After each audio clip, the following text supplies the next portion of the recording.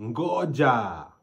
Tukiwa watoi, tuko naambiwa zile mawe black shiny zinaitwa obsidian ati ni stars zilichomeka zikianguka earth. But according to the Smithsonian National Museum of Natural History, obsidian sio star. Ni volcanic glass ilikuwa formed vile lava ilikuwa teke bila kuform crystals. Humans discovered obsidian more than 700,000 years ago.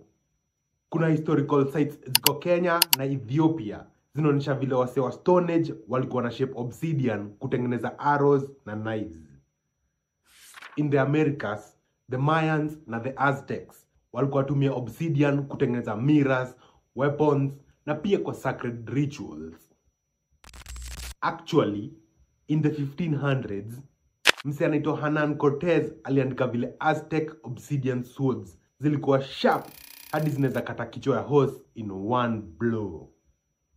As of today, obsidian inatumika hadi kwa hosi.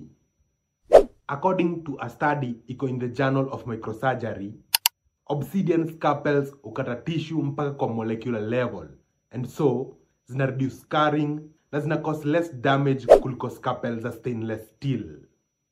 Tebu wewe ni show kwa comments, uliambiwa obsidian ni stars zilichomeka zikianguka earth ama ni mimi tu?